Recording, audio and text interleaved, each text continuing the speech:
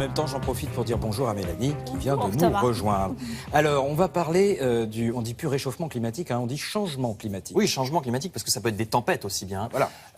Mais pas de la même manière, je vais vous en parler, pas de la même manière que celle dont vous avez l'habitude. Il s'agit de l'année 1816, il y a 2 siècles exactement. Pourquoi Parce qu'en 1816, il s'est passé quelque chose de très particulier, nous dit cet article des Cahiers de Sciences et Vie.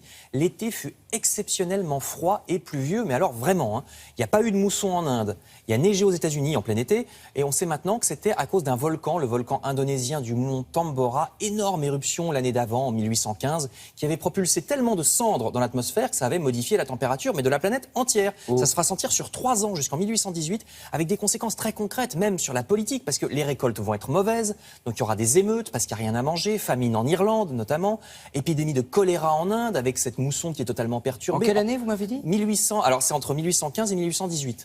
D'accord. En Chine, les paysans vont se mettre à cultiver l'opium parce qu'il pousse plus facilement quand les conditions sont mauvaises. Donc vous imaginez, ça va être le démarrage de la drogue à grande échelle avec la culture du pavot à opium, c'est-à-dire l'héroïne et la morphine. Donc c'est un livre qui raconte toutes les conséquences de cette éruption volcanique. Livre historique, vous voyez, dont le titre est L'année sans été, par un universitaire américain, le professeur Darcy Wood.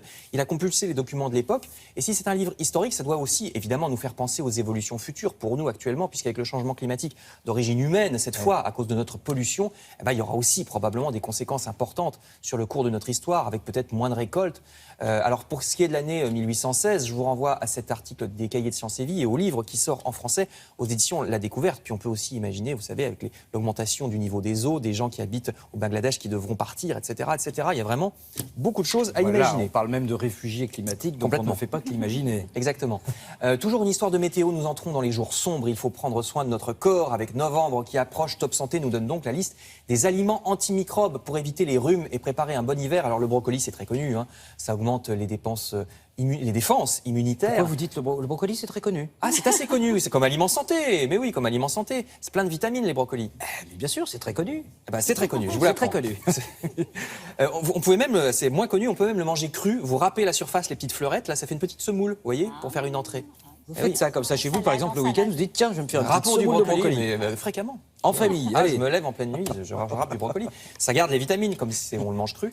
Mangeons aussi du citron plein d'antioxydants. Un jus de citron pressé dans un verre d'eau chaude, ça fait une tisane. Vous mettez du miel ou alors dans l'eau froide aussi. Oui. Avec de l'ail, également super... Pas le citron, hein. On peut manger de l'ail. Vous mettez de l'ail dans vos plats en fin de cuisson. Mais oui, anti-cancer. En fin de cuisson, parce que moins c'est cuit, l'ail, mieux c'est, hein, ça garde les vitamines.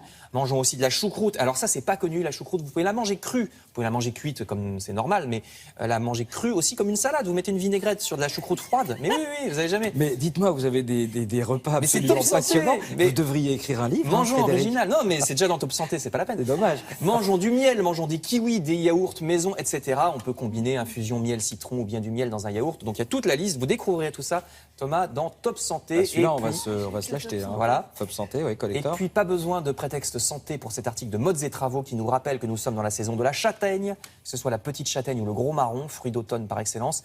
Vous pourrez faire vous-même aussi de la purée de châtaigne ou bien...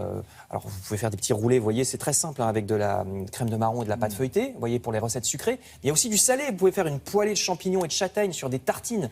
Il y a aussi des soupes avec de l'ail, du céleri, des champignons, des oignons, plein de recettes dans Modes et Travaux. Magnifique. Ah, vous Là, êtes on a quoi de manger. tout tourne-boulet, là. Voilà.